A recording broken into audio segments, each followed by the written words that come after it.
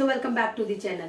Today we will discuss which books we have to take to score maximum marks in the board examination.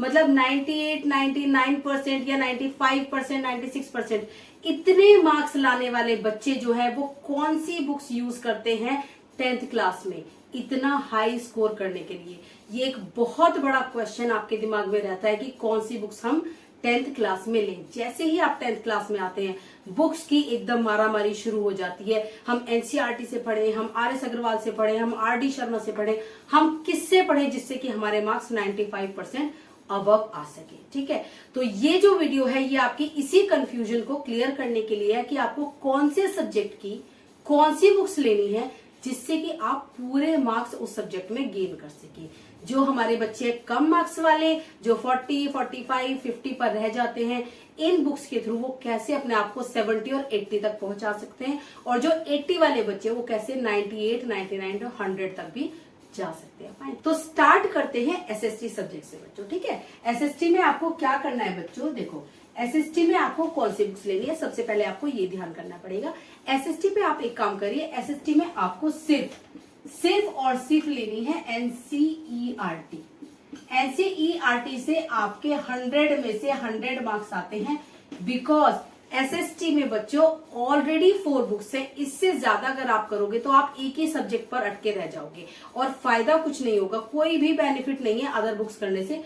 इसी book को आप बहुत अच्छे से करेंगे, पूरा पेपर इसमें आ सकता है। ठीक है, आ जाता है, सकता है नहीं, आ जाता है। अब कुछ बच्चों की ये प्रॉब्लम रहती है कि मैम हम जो है एनसीईआरटी करके सेटिस्फाइड फील नहीं कर रहे हैं कि हमारी तैयारी पूरी है। तो उसके लिए आप बच्चों क्या करोगे, उसके लिए आप या तो सीबीएसई का सैंपल पेपर ले लोगे, ठीक है, सीबीएसई का सैंपल पेपर, या फिर आप एग्जाम्पलर ले लोगे, ठीक है, एग्जाम्पलर, ठीक है, और या फिर बच्चों आप क्या करोगे, कोई भी 10 ईयर्स ले लोगे। 10 ईयर्स मतलब जिसमें पिछले साल के क्वेश्चंस रहते हैं, इनमें से कोई भी एनी वन आपको लेना है। ठीक है, तीनों बुक्स नहीं लेने, बहुत ज्यादा बर्डन हो जाएगा। ठीक है, आपको एनी वन बुक लेनी है और इसके साथ इसको पूरी अच्छी तरीके से कंप्लीटली आप प्रिपेयर कर देना। ठीक है, तो ये आपकी हो जाएगी एसएसटी की प्रिपरेशन, इसी में से पेपर में आएगा।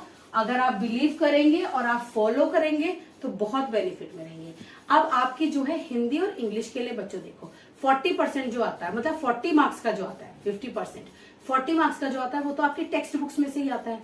बाकी 40 मार्क्स जो है आपके वो ग्रामर वगैरह में से आते हैं। तो उसके लिए भी आप जो 40 मार्क्स आपके जो टेक्स्ट वाले आते हैं वो तो टेक्स्ट ही आप लेंगे। ठीक है, बाकी यूट्यूब पे इतने चैनल्स हैं जो आपको बहुत अच्छी प्रिपरेशन करा देते हैं, ग्रामर की भी और बुक्स की भी। जो आपकी बुक्स हैं जैसे कृतिका है, फुटप्रिंट्स है, ये सारी आपकी बुक्स हैं, तो आप इनको लीजिए, यूट्यूब का कोई एक चैनल पकड़ लीजिए अच्छा सा, ठीक है, और बाकी आप अपनी तैयारी करते जाइए, प्रैक्टिस करते जाइए अपने जितने भी आपके पत्र हैं, लेटर्स है, फॉर्मल, इनफॉर्मल, राइटिंग स्किल, ठीक है, ग्रामर, सब कुछ। ठीक है, अब बात आ जाती है आपकी जो हमारा मेन सब्जेक्ट है कि मेरा मेन सब्जेक्ट जो है बच्चों वो साइंस और मैथ्स है। तो साइंस और मैथ्स के लिए मैं आपको 1 by 1 बताती हूँ। साइंस के लिए आपको क्या करना है, साइंस के लिए बच्चों आपको बेसिकली लेनी है एनसीईआरटी। जितने भी साल मैंने पढ़ाया है, जितने भी साल मैंने बोर्ड की कॉपीज चेक करी हैं, हमेशा 95% पेपर जो आया है वो एनसीईआरटी में से ही आया, कहीं से नहीं आया। और ठीक है, एक दो क्वेश्चन जो हम बाहर से कहते हैं वो होता है कि थोड़ा सा घुमा के क्वेश्चन दे दिया, ठीक है, थोड़ा सा घुमा के, बाकी ऐसा नहीं कि कहीं किसी दुनिया में से क्वेश्चन लेके आ गए हैं। तो 95% जो है आपका वो एनसीईआरटी में से आता है। एनसीईआरटी अगर आप बहुत अच्छी तरीके से कर लेते हो तो ये समझ लो कि आपके पूरे मार्क्स आ गए। ठीक है, पूरे मार्क्स आपके आ गए।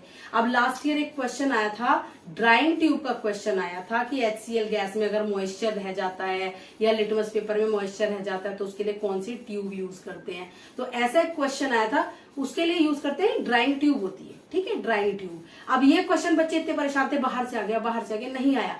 आप एक्टिविटी के नीचे देखोगे बिल्कुल पतली पतली लाइन में लिखा हुआ है, 3 सीक लाइन में लिखा हुआ है ड्राइंग ट्यूब में क्या यूज होता है। ठीक है, तो इसके लिए बच्चे बोल देते हैं बाहर से पेपर है, आता है एनसीईआरटी में से ही है, बट आपको लगता है कि बाहर से पेपर है। ठीक है बच्चों, तो इस बात को आप ध्यान रखेंगे, एनसीईआरटी आप लेंगे।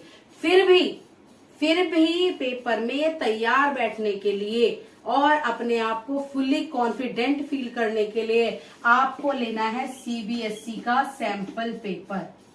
ठीक है, सीबीएसई का सैंपल पेपर, और या फिर, और मतलब इसके साथ नहीं, या फिर आपको लेना है एग्जाम्पलर, ठीक है, एग्जाम्पलर, या फिर और लास्ट है आपका 10 इयर्स। इसमें से कोई एक, सेम पैटर्न, इसमें से कोई एक, बाकी पेपर यहीं से आएगा पेपर यहीं से। ये है आपकी प्रैक्टिस के लिए, ये है आपकी प्रैक्टिस के लिए, ठीक है। सीबीएसई ने स्पेशली बोला भी है कि 50% इसमें से आएगा और 50% एग्जाम्पलर में से आएगा। एग्जाम्पलर भी क्या होता है? एग्जाम्पलर भी तो एनसीईआरटी का ही सॉल्यूशन होता है। क्वेश्चंस बना के दिखा देते हैं, सारे एमसीक्यूज आएंगे, फिर 2 मार्क्स आएंगे, फिर 3 मार्क्स आएंगे, मतलब आपकी प्रैक्टिस कराएंगे, ठीक है। अब आ जाती है बात मैथ्स की, अब आ जाती है बात मैथ्स की। तो मैथ्स में बच्चों पूरा पेपर एनसीईआरटी में से नहीं आता, नहीं आता, ठीक है। अगर आप सिर्फ एनसीईआरटी के भरोसे बैठोगे तो आप मैथ्स में मार्क्स नहीं कर पाओगे अच्छे, ठीक है।